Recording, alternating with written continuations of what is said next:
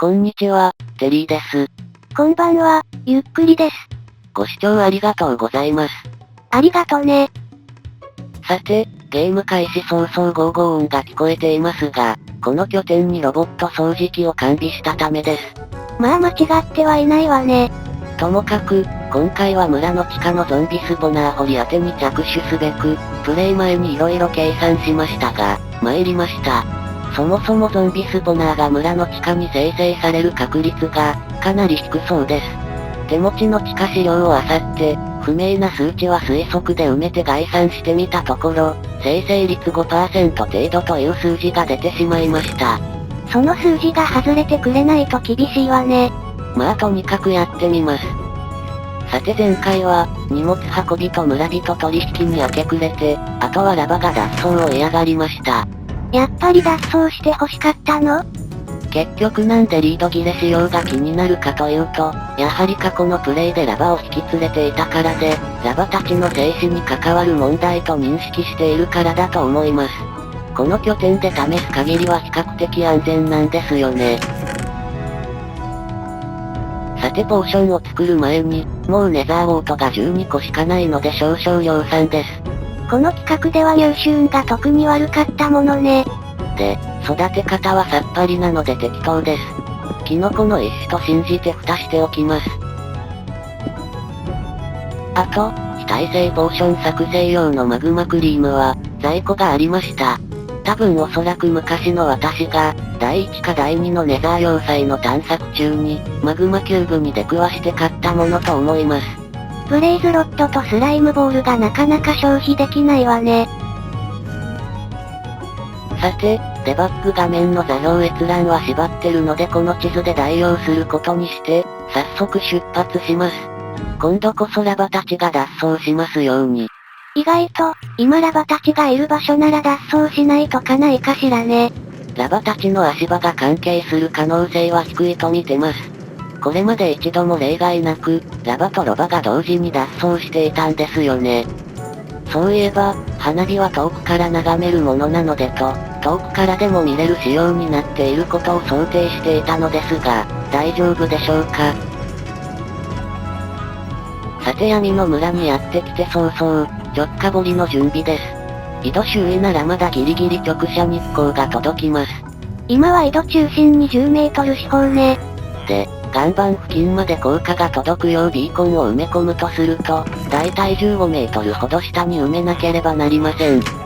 そういえばウィザー戦でもビーコン使うと前にお話ししましたが、その際も今回同様に地上から少し下にビーコンを埋めようと思ってます。つまり、次のウィザー戦は地上で戦うの？はい。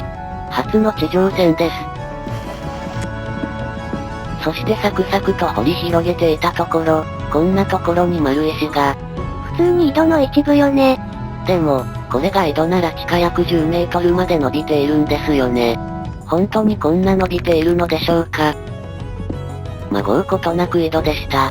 で、井戸の底から村人のせわしく動く足を眺めようとしたら、残念ながら避けられたようです。何をやっているんだか。さてそういえば、今回の地下生活は夜の就寝が欠かせません。まあでも一応村を空き潰ししたし、大して気にしているのではないのですが。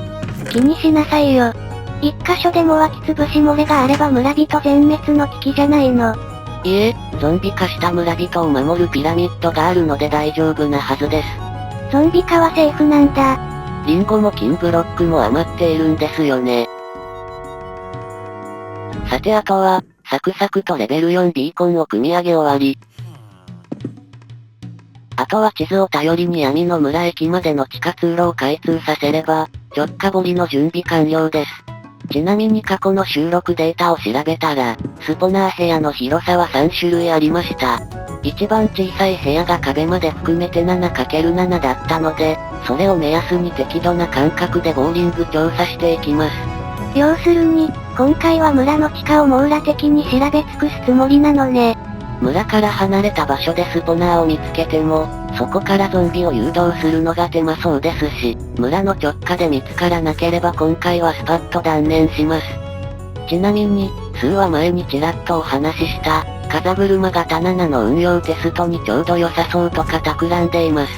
倍の間隔で採掘するやり方ね。水平方向の採掘は風車型7で5周分なので、30分が目安でしょう。そういえば、色ガラスでビーコンの光の色が変わる仕様があったような。試せばよかったです。なお、私には井戸で鶏を繁殖させたり卵投げ込んだりする趣味はありません。それはいいのだけど、助けないの？なんかもう助けてもキリがない気がします。さて、井戸の真下から十字に4方向掘り開けて、いよいよ直下です。とりあえずの予定は8マス間隔で、121箇所直下する予定です。80メートル四方ね。ビーコンと井戸の中心位置が数メートルずれているので、井戸からだと48メートル地点に西と北が届かないんですよね。まあそもそも生成率予想が 5% なので、ある意味村の地下にスポナーが生成されていなかったことを確認する作業なんです。と、溶岩海より下の空洞は原則溶岩で埋められるはずで、この下にはスポナーはほぼないでしょう。地下の池とか生成されていなければね。それにしても、溶岩があると落下ダメージを抑えてくれるようでありがたいです。さて登ってきたところ、ポーションの経過時間は1分ほどのようです。121箇所なら2時間ってところでしょうか。風車型7の時間を加えて、2時間半の作業ね。さてひとまず、最初のポーションが有効なうちにどんどん直下します。2箇所目では20メートルほどの直下で洞窟を掘り抜きました。そして3箇所目では、直下で初のゾンビに遭遇です。まあすぐにいなくなってしまいました。もう一体近くにいるわね。ちなみに、丸石で登ると紛らわしいので砂岩使ってますが、近いですね。8メートル間隔ではこうなるわね。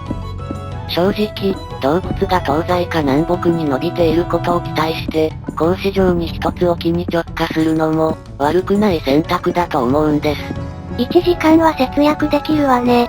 ただそれをすると、ひょっとしたらせっかく生成されたスポナーを見逃していたかもと、悔いが残ると思うんです。さて6箇所目で、先ほど聞こえた2体目のゾンビを撃破して、7箇所目の登り際で、ポーションが切れてしまいました。さすがに真っ暗ね。砂岩などの補充のため、一旦ピラミッド拠点に向かいます。そして、20秒後のネタバレですが、この時点でラバたちは脱走していました。ということは、花火上がらなかったの？やはり、花火がどの距離から見えるのかの検証を、先にしないとならなかったようです。まあでもその前に、簡単に試せることから、花火の星にファイヤーチャージを混ぜると、大玉になったり爆発音が変わったりするらしいです。ホッパー付きトロッコの仕掛けから、リード切れてから花火打ち上げまでにはタイムラグがあるので、もう一度だけ試しておきます。さて、闇の村地下に戻って早々ポーションを1セット使い、風車型7の1周目を完了させました。ここからは、本腰入れてサクサク掘っていきます。本領発揮と言うべきかしら。まあまだお試し段階で、慎重に8マス数えるのに合間にレッドストーン巻いてたりします。で、溶岩ダイブをかすめてペシッといって、結局溶岩で燃やされて、これは溶岩海でなく、地下生成の溶岩池ではないかと思い、さらに直下して失敗しました。一瞬透けて黒曜石が見えたわね。どうせなら頭上の穴が透けて見えて欲しかったです。それにしても今の掘った感覚では、溶岩の中で水中採掘が有効だったりしないでしょうか。そしてその2分後の直下で、ビーコンから10メートル下の高さで洞窟を掘り当てました。今までで一番浅いです。クリーパーもやっと掘り当てたわね。ちなみに明るいのは暗視ポーションを使っているからで、実際には真っ暗の中での就寝です。そしてそこから20分ほどで、やっと2周目が終了です。やっぱり時間かかるわね。だんだんと、疲れが出てきてしまっています。水平方向と下方向の採掘はなんてことないのですが、いちいち上に登るのがだるいんです。ともかく3周目に入ってすぐに、モブの群れに遭遇しました。ゾンビが多くて一瞬期待が膨らみますが、やはり近くにスポナーはなく、もう溶岩ダイブには慣れてしまっていて、上半身が溶岩から出たところでサクッと黒曜石化し、ほっと一息ついたところでゾンビが降ってきたりして、さらに溶岩に突き落とされたりして、全然慣れてないじゃないの。そして、3周目の一辺が終わったところでポーションがつきました。そして花火は上がらないのね。まあまたネタバレですが、リードは切れてました。別の方法を考えねばなりません。なお今回掘った直下は35箇所で、先がまだまだ長いです。もうなんか、この先は一つ置きの直下でもいいでしょうか。これなら残り45箇所だし、発見漏れは少なめなはずです。将来のテリーが納得するならね。